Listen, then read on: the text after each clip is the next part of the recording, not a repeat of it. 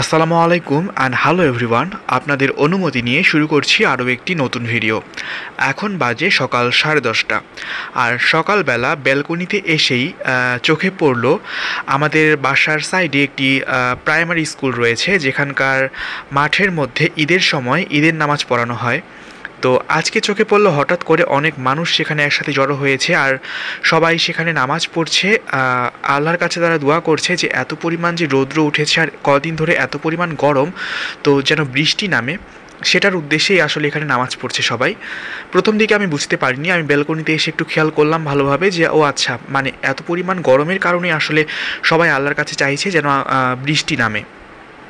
তো সেই মুহূর্তটি আপনাদের সঙ্গে শেয়ার করলাম। যেহেতু এখানটায় ঈদের নামাজ পড়ানো হয়, আমাদের আশেপাশের লোকজনেরা এখানটাতেই ঈদের নামাজ পড়ে, তো সেই জন্য মনে হচ্ছিল যে সবাই একসাথে জড়ো হয়েছে, মানে ঈদের মতন একটা ব্যাপার মনে হচ্ছিল।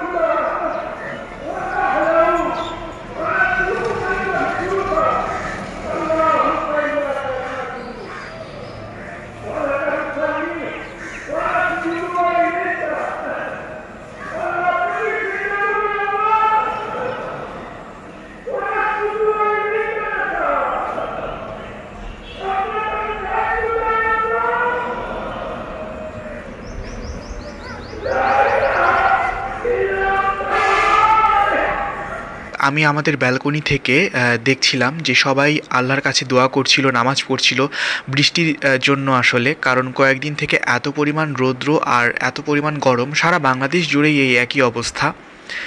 তো এই গরমে আসলে অনেক ভোগান্তি তো ভুগতেই হচ্ছে সবাইকে। তবে বাংলাদেশের অন্যান্য ডিস্ট্রিক্টগুলোর তুলনায় আমি বলবো যে পঞ্চগড়ের ওয়েদারটা তুলনামূলক শীতল। সারাদিন গরম থাকে, তবে রাতের দিকটায় কিন্তু ওয়েদারটা শীতলই থাকে, বিশেষ করে যখন রাত 2টা 3টা 4টা বাজে বা ভোরের দিকটায় 5টা 6টা সে সময়টায় দেখা যায় যে হালকা হালকা ঠান্ডাই করে এবং মনে হয় যেন হালকা একটা ঢাকা নেই গায়ের মধ্যে। তো এইরকম আসলে আমাদের পঞ্চগড়ের ওয়েদার। পঞ্চগড়, তেঁতুলিয়া এই জায়গাগুলো বাংলাদেশের অন্যান্য জায়গাগুলোর তুলনায় সবসময়ই শীতল থাকে। তো এদিক থেকে তো বলবো যে আলহামদুলিল্লাহ। আর সকলে একসাথে বসে যে দোয়া করছিল সেটাও দেখতে ভীষণ ভালো লাগছিল আপনাদের সঙ্গে, তাই সেই সব মুহূর্তগুলো শেয়ার করলাম। আমি আসলে আগে থেকে জানতাম না যে সবাই এখানে নামাজ পড়বে। ঘুম থেকে উঠে ব্যালকনিতে এসে হঠাৎ চোখে পড়লো এই দৃশ্যটা। এই ভিডিওটা যখন আমি ক্যাপচার করেছি তখন সকাল 10টা থেকে 11টার মতন বাজে, কিন্তু সে সময় দেখতে পারছেন কী পরিমাণ রৌদ্র উঠেছে। তো দিনের বেলায় গরম তো পড়েই কিছুটা, তো চেষ্টা করা উচিত এই রকম গরমের মধ্যে বেশি বেশি পানি পান করা। আমরা যেটা হয় যে খুব গরম লাগলে ফ্রিজ থেকে একদম ঠান্ডা পানিটা পান করে ফেলি। তো এত পরিমাণ গরমে ওই রকম ঠান্ডা পানি না পান করাই ভালো। নর্মাল টেম্পারেচারের যে পানিটা রয়েছে সেটা পান করবেন বেশি বেশি। আর এই গরমের মধ্যে চেষ্টা করবেন ছায়াযুক্ত স্থানে থাকতে এবং যথাসম্ভব ঢিলেঢালা যে পোশাকগুলো আছে সেগুলো পরিধান করতে। সবাই ভালো থাকবেন, সুস্থ থাকবেন, সুন্দর থাকবেন। দেখা হচ্ছে আপনাদের সঙ্গে নেক্সট ভিডিওতে। আজকের মতো তাহলে আল্লাহ হাফেজ।